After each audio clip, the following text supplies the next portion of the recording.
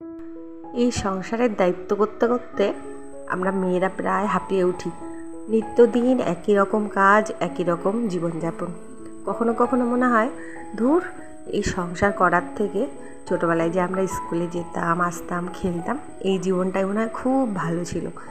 এই সকাল সকাল উঠে সংসারের কাজকর্ম করো, এই খাওয়ার জন্যই কত কিছু করতে হয়, আর ভালো লাগে না বাবু। নমস্কার, কেমন আছো সবাই? আশা করছি সকলে খুব ভালো আছেন। সঙ্গীতার ঘরকন্যা ইউটিউব ব্লগে আরও একবার আপনাদের স্বাগত। যে যেখান থেকে আমার ব্লগটি দেখছেন, ভালো লাগে অবশ্যই আমার বন্ধু হয়ে আমার পাশে থেকো। বিয়ের পর মেয়েদের জীবনের সাথে জড়িয়ে পড়ে এই শাখা আর সিঁদুর। দেখুন, স্বামীর মঙ্গল কামনার জন্য আমরা এগুলো ব্যবহার করি, পড়ি, আর আমাদের মঙ্গল কামনার জন্য ওরা কিন্তু কোনো কিছুই করে না। দেখুন, কারণ ছেলেরা ভগবান আগের থেকে হয়তো ঠিক করে পাঠিয়েছে, ছেলেরা হচ্ছে একটা কি বলবো, অবুঝের মতন। ওরা কিচ্ছু সামলাতে পারে না, কিছু ধরে রাখতেও পারে না। কারণ দেখুন, পুরুষের সব কিছু হলেও কিন্তু বাড়িতে কিন্তু মেয়েরাই রাজত্ব করে। ছেলেরা বাড়ির বাইরে খাটাখাটনি করে গৃহিণীকে সব কিছু এনে দেয়। আর গৃহিণী দেখুন, একটা একটা করে টুকটাক করে সাজিয়ে গুছিয়ে একটা ইট বা দেওয়াল বলুন, টিনের ঘর বলুন, সেটাকে বাড়ি করে তোলে। ছেলেরা দেখুন বিয়ের আগে কোনো কিছুই করতে পারে না, তাদের ঘর থাকে না, বাড়ি থাকে না। হ্যাঁ, রোজগারপাতি করতেই পারে, বড় বড় কাজ ইনকাম করতেই পারে।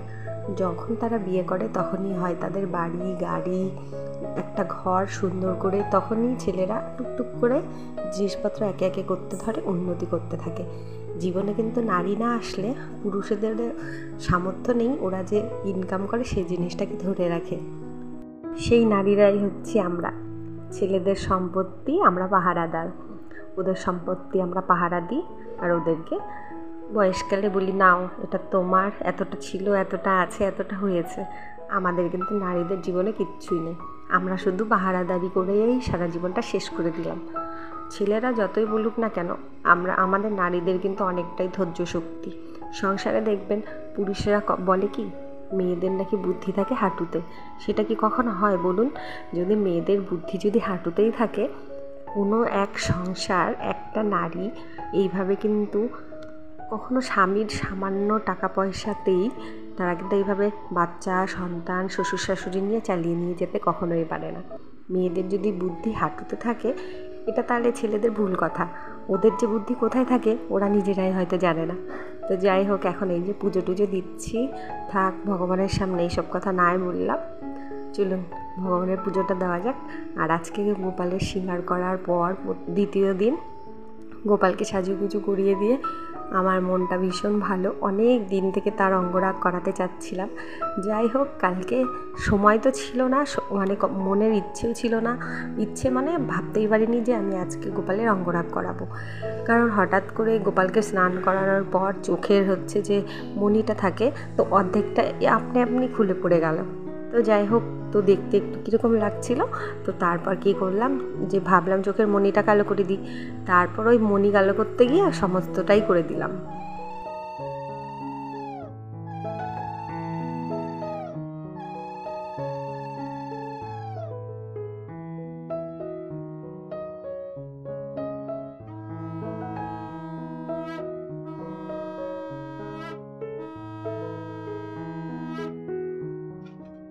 এই সংসারের মঙ্গল কামনার জন্য ভগবানের কাছে নিত্যদিন প্রার্থনা করতে হয়, যে এরকমই ইনকাম করুক না কেন আমার স্বামী, তো সেইটুকুর মধ্যেই যেন ভগবান আমাকে এমন শক্তি দেয় যেন আমি চালিয়ে নিতে পারি, কোনো অসুবিধা, কোনো সমস্যা যেন না হয়।